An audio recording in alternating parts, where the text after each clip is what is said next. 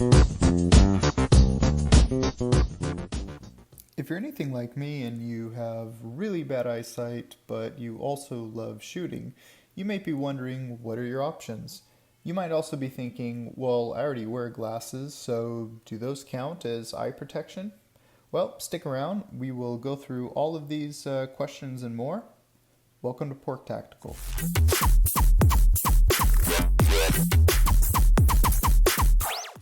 When I first started shooting and going to the range, I had multiple ranges tell me and affirm that using regular prescription glasses was adequate coverage from an eye protection perspective. And, being new, I trusted them and I assumed that what they were saying was correct. Thankfully, I'm the type of person that, you know, likes to trust but verify. And when I started looking into this topic, I realized that they were very wrong, which was actually quite confusing to me because, geez, you would just think that somebody that owns a range, that from a liability perspective, that they would be wanting to give you correct information. So of course I went down the rabbit hole, did a bunch of investigation, tried a bunch of different options. So I will talk about all of these different options here, and I will present the pros and the cons so that you can make the right decision for yourself. We're going to talk about 5 options today. We're going to talk about regular prescription eyeglasses. So think the type of glasses that you would get from, the optometrist, from your eye doctor. These are glasses that you wear every day. Then we'll also talk about ballistics rated non-prescription glasses. Then we will talk about a category of ballistics rated type goggles that fit over your existing prescription eyewear. They fit over your normal everyday eyewear. And then finally, we will talk about custom prescription ballistics rated glasses that you can get from specialty shops. As I was researching and going down the rabbit hole, what I discovered was that there are very specific standards around what it means to be ballistics rated or what it means to be a safety glass. So there are essentially 3 categories of this. The first category is US civilian grade ballistics rated eye protection, which is called the ANSI Z87.1, often just referred to as Z87. And then there is above that is the US military grade ballistics rating, which is MIL PRF 31013. And then there is a European military standard, which is the equivalent of the US military standard. I don't remember what that one is called, well, because I don't live in Europe. So, but just know that those are the standards. And if the glasses do not meet one of those specifications, then they are not ballistics rated. So starting here with the regular prescription glasses, these are the glasses that multiple ranges told me were okay to wear. And like I mentioned in the intro, thankfully, I did my research, and the short of it is they're not. If we're looking at pros and cons here, the pros are, I guess you have them already, but you absolutely should not wear them. They are not rated for ballistics, and in fact, they if you do have a problem here, there is a possibility that these glasses will further injure your eye, just because they can break and shatter and cause additional damage. So they're not enough. They are not ANSI Z87 certified. They're certainly not military certified. Like I mentioned, they could cause more damage to your eyes. So why ranges say that these are okay to wear, I truly have no idea. Moving on to our next option here. These are just regular, oftentimes very cheap in cost, ballistics rated glasses. So you can pick these up pretty much anywhere. Amazon, you can get them for as cheap as $10 all the way up to, $70 maybe. And most ranges have these. I would say that every range has these available for rent or just to use. Um, they will do the job, no problem. The issue here is that depending on how bad your eyesight is, or what type of prescription you need, you're obviously not going to get any correction here. So if you don't necessarily need your prescription glasses for shooting, then I think that these would be a great option. You can get them in different color lenses, different styles. You can get them tinted for outdoors, basically sunglasses. But these will protect your eye in the case of some sort of catastrophic failure. Sometimes they don't necessarily fit the best. You're not going to get a perfect fit with these necessarily. I have seen some where the lenses don't necessarily have the greatest quality. But like this pair here that I'm showing, I think this was like $12 on Amazon, and they're pretty decent. If I didn't need a prescription for shooting, then I would definitely just use these. Moving on here to our over glasses options. So these are specifically safety glasses, ballistics rated safety glasses that fit over your existing glasses. So these are also really cheap, and this is a great option for those that need a prescription, and but also want that additional protection. They, like I said, you can keep your own glasses. The issue or the problem with these is that they're quite bulky. So just know that going into it. One of the problems that this causes, especially with those there in the front, is that they be careful because they can prevent the seal of your earmuffs from forming a proper seal. And I have heard of guys getting tinnitus and getting some hearing damage inadvertently because wearing these and because they didn't form a good seal.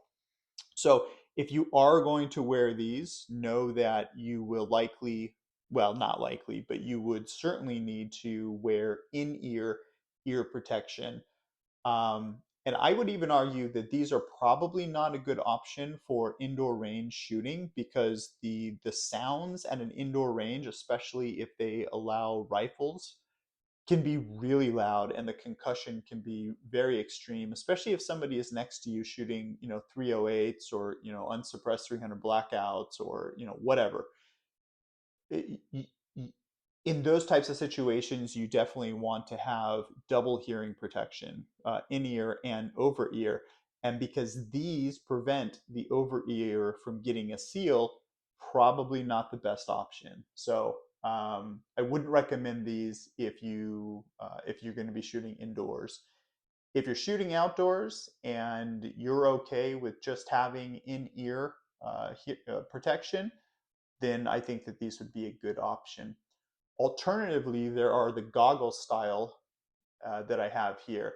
And what you can do with the goggle style is put those on over your earmuffs. So put on your regular glasses, put the earmuffs on, and then with the strap, you can put the goggles on over your earmuffs. This will get rid of that seal problem. It is kind of bulky, but they definitely work. Now, the major problems that I've had with these types is because they are large. Or actually, I'm not sure exactly why, but they're quite distorted. So when I'm using either one of these options, I actually can't really see the reticle in my LPVO. Just due to the way that I have to get my head down to see through it at the upper and bottom edges of these options, you get quite a bit of distortion. So I was actually unable to shoot through my LPVO with these glasses. Shooting at a more like heads up, like a red dot with a riser, that was no problem. But definitely trying to get precision with these goggles was a major issue. And the last, and I think by far the best option, is to get prescription ballistics rated glasses. So these glasses in particular are ballistics rated ANSI Z87. It is the best possible solution that you can get, but of course, the best possible solution usually comes with a high price tag. So these glasses for me with progressive lenses and that also have transitions. So that means that when you go outside in the sun, they automatically get darker. Lenses, frames, these ran me about $400. Now, the obviously the list of pros here is quite long. You can get your exact prescription. Like I said, all different types of prescriptions can be accommodated. So whether you have an astigmatism or you have, you need progressives, etc., you can do all of that.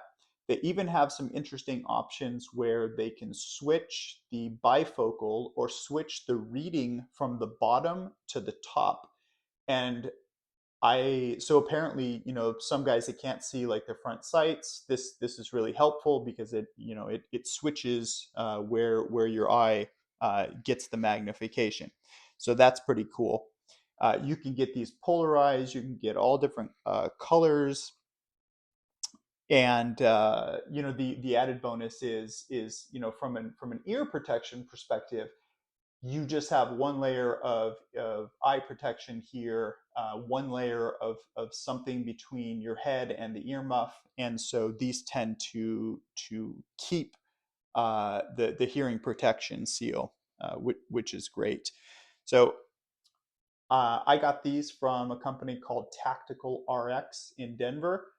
They were really easy to deal with. They sent me multiple frames through the mail, so I was able to get the frames. These specifically are what they call the Little Johns, and I got these because they fit big heads. So if you call them, you can talk to them, and they will send you multiple frames in the mail. You can pick the frame that fits you best, send them back, and then they will put ballistics rated lenses in here, glass lenses. Now, what's interesting is as I was researching this topic, apparently there's a lot of scientific calculation that goes into being able to produce wraparound lenses like this, and so and apparently there are typical issues, when a standard lens maker would try to do something like this. There's a lot of adjustments that need to take place for the size, for the wraparound, for the closeness to the face. So the thing I like about these glasses is, they give you total protection, where they wrap around on the sides as well, and so that's nice. So obviously, pros and cons for everything that we're talking about here. But I would say that if you take away anything from this video, it is do not wear regular prescription glasses. They are not enough, no matter what the people at the range tell you. Thanks a lot for watching. I really appreciate it. And I truly hope that this content was educational and that you were able to learn something here on different options for eye protection at the range. If you did find this content valuable, I would really appreciate liking and subscribing. The algorithms really like that, and it helps the channel grow. So if you'd like to continue to see content like this, like and subscribe is the best way to do it. I would also appreciate it if you would put a comment down below, and if you have any questions or comments or anything about the content that I've presented today, I'd love to hear it. So thanks again.